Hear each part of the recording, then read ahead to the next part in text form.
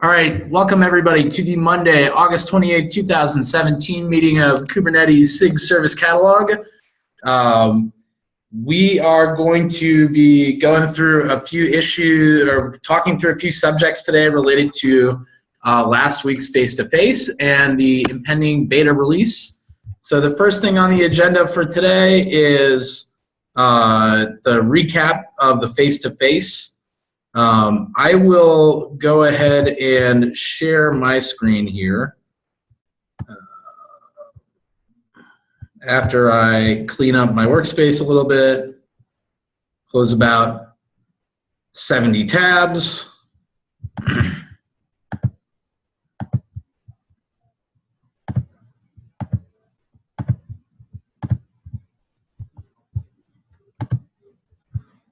Okay.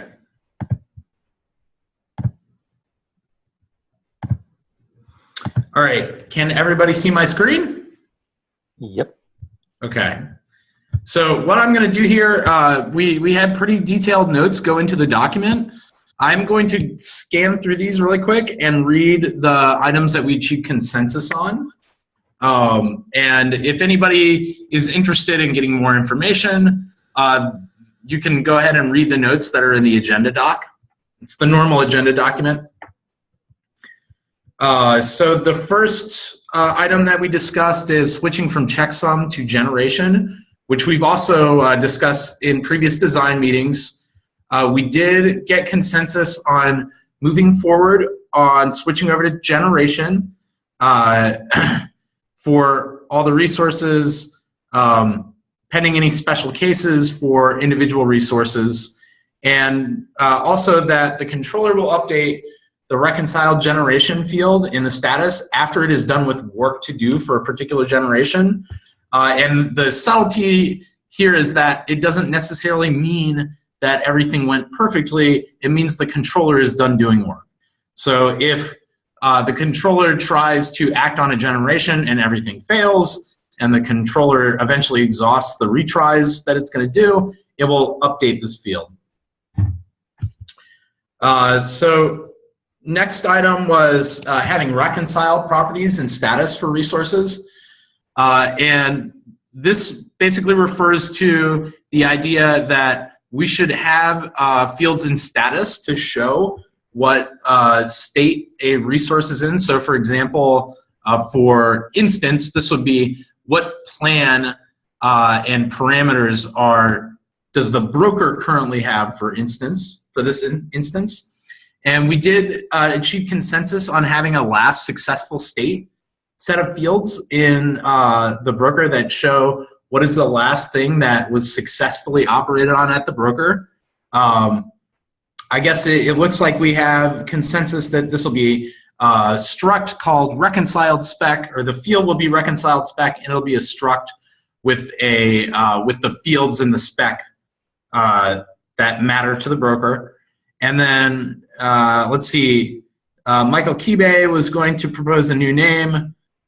That's not a consensus, but that was in bold, and my simple brain was tricked. So next up was orphan mitigation.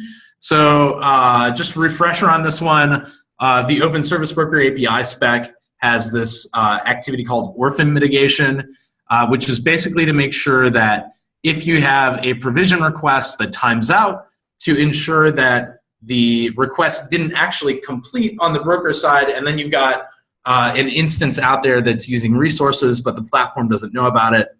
And we got consensus that for the first beta, we're going to make this a terminal condition, meaning that if we have to do this for an instance, that instance is just going to be failed. We're not going to retry the provision or anything like that.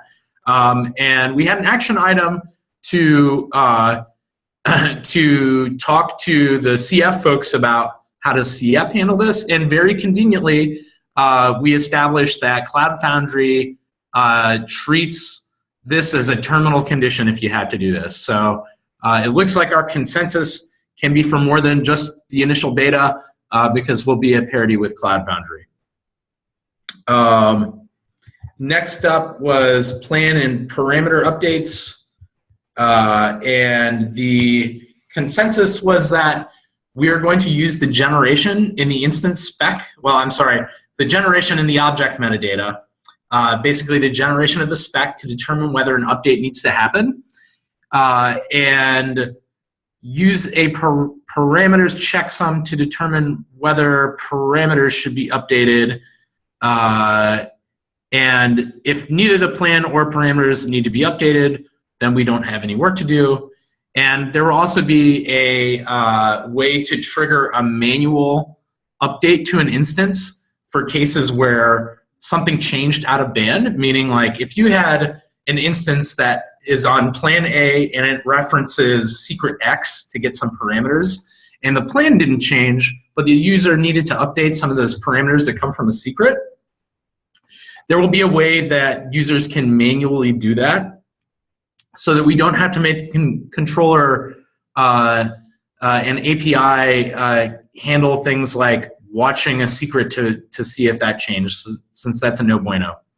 And then user information for operations, the consensus that we achieved was that we're okay with adding user info to instance and binding and having it represent the user who last did an operation on the resource, and its value will be in the originating identity header field. And I actually think that there was another piece of consensus on this, which, oh, it's in another item, so forget that, but it's related. Next up, broker resync. We got consensus that we're going to have a relist sub-resource that will cause the controller to do a resync. And I think we had consensus on some of the how with that, but we're going to go to SIG Arch to test that idea. So next up, and this was, we had a very productive meeting, which is why we have so many consensus things to read through. Next up was async processing and concurrent updates on instances. Now, what this refers to is that Cloud Foundry blocks updates to instances while there's an operation in progress for them, which is not something that we have precedent for in Kubernetes, and is actually against normal Kubernetes API practices. But we did get consensus that we'll block updates to an instance or a binding when the reconcile generation is not equal to the current generation. So, and that pertains to the spec. Obviously, you'll still be able to do the status, but this is sort of like a temporary measure to make the problem space simpler for the initial beta, and we're going to do some follow-up with SIG architecture to see what we can realistically do in this area, but it's an okay compromise for the initial beta. And I think that covers all of the consensus that we got. So I have not been looking at the the text area. I don't know how many people have their hands up, but I'll just say really quick, thanks to everybody that made it out to the face-to-face. It was really, really productive, and I personally appreciate the effort that goes into going to something like that. So thanks a lot, everybody, and here's where I will stop talking and we'll do speaker queue. Yeah, actually, we don't have anybody in the speaker queue, so if you want to speak, go ahead and hit plus hand. Otherwise, we'll move on. Any questions, comments, clarifications? All right, next topic then. All right. So the next topic was status of issues for beta that need proposal or agreement. And I see somebody went in and added stuff to this list. Is the person that did that on the call? I can't see in the document who did that. Yeah, Paul, I added that only because those are the issues that I quickly went through. I quickly went through all the beta issues, and for the ones that were either tagged as needs proposal, and I checked to make sure there wasn't one already, or the ones that I felt hadn't been fully discussed, I put them there. Now, some of these may just need us to write down the resolution from the face-to-face. Yeah. But those are the ones I've decided to err on the side of having too much rather than too little. But I think those are the only three that might need additional eyes just to make sure we got it covered or not. I gotcha. Okay, so I've opened up the first one, and that's orphan mitigation for bindings. I agree that needs a write-up. I will be happy to take that one. I've spent a lot of time thinking about it, and I'm pretty sure the next one's going to be orphan mitigation for instances. You are correct. All right. I'll take both of those, and I can do a write-up for them. It's going to be pretty simple because the consensus that we have and precedent for other parts of the ecosystem, i.e. Cloud Foundry, is actually pretty simple. It's far simpler than I feared it would be. So I should be able to get some designs done for that in the next couple days. Let's see. Next up. Okay, so Kubernetes names of service class and plan versus Open Service Broker GWIDs. We did not actually talk about this one in the face-to-face, but I think that we're kind of narrowing in on some consensus around it, especially based on the Open Service Broker API discussions that we had. I'm currently assigned to this, but I don't want it to block on me since I'm going to write up orphan mitigation. Doug, are you interested in writing this one up? So I'm next in the queue, or the only one in the queue. I don't mind taking a stab at it. I agree that we do sort of seem to be headed in a particular direction. I guess on this one, all I was looking for was someone to actually write down that direction so that they could take it back to their home base and get their teams to review it and make sure they're okay with it. If people on the call think that the current approach that I think we're circling around, which is use the current name, not the GUID, as the Kubernetes resource name, and just mandate that obviously it can't change. If people are okay with that, I'm okay with writing that up and then seeing how well that floats with our home bases. Is that where people's minds are at right now? So I had remembered it as very close to that. The only difference was that if we had a broker that renamed a service, that we would mark the current one inactive and make a new service. Right, I forgot about that. Yes. Yeah. Okay.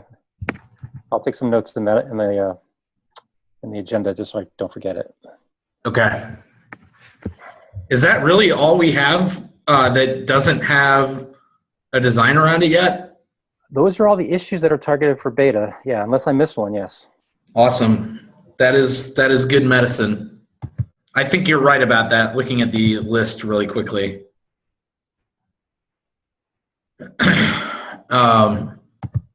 Okay. So let's see. I don't think we had any hands up for that one. I think, Doug, you put your hand up and act yourself, and then you spoke. Yeah, so we're done. Okay. So that's good. Now, next on the agenda is, do we need to continue the pace of the design meetings? So we've been having them many times a week, and they've been very productive, but they're also very expensive. I think maybe we might need 1 or 2 more sessions. I wonder how other people feel about this. So I'll stop talking now and let anybody with an opinion raise their hand and speak.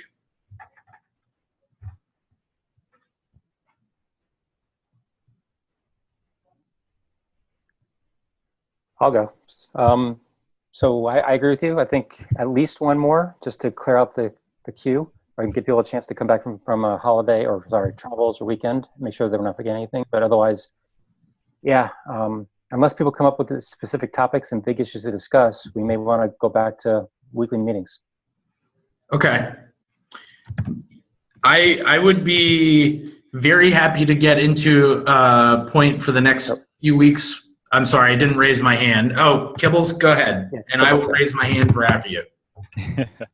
Yeah, I agree with everything that you guys said. I think probably just doing 2 a week, maybe like Monday, Thursday, would be a good sort of siphoning off of the current schedule. But I think, yeah, the every single day now is probably unnecessary. All right, Paul, you're up.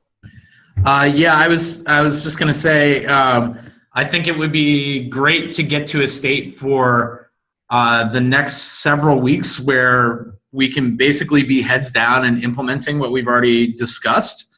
And I expect that once we get over that initial beta implementation hump, that we'll probably have matters that are not so clear that we'll want to have more group discussions about.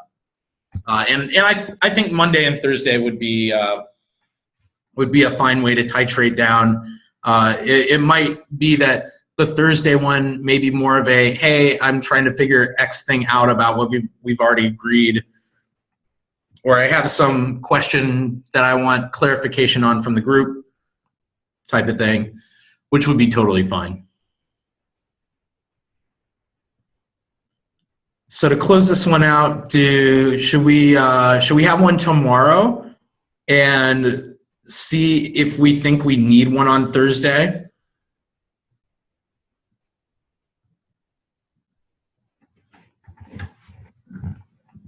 I'm okay either way, personally. Okay. Plus one from George. Okay. So let's continue the one tomorrow, and we'll see if we need to have one for the rest of the week. So that is everything for the agenda today. That's a very good question, Michael. He asked if we have topics for tomorrow. I think the topics would be talking through orphan mitigation and Kubernetes names if we can get proposals written up in time. Yeah, if we can get those proposals out there, I agree. That'd be a good topic for tomorrow, sooner rather than later. Yep. So let's push for that. All right, that sounds good. Anything other folks want to bring up while we're all convened?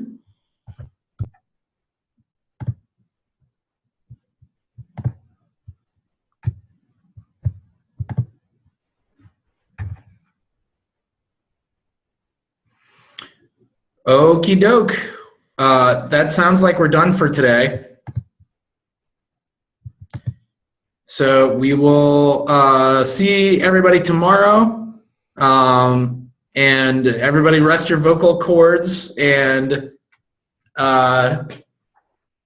we'll see you then, same time. Have a good day, everybody.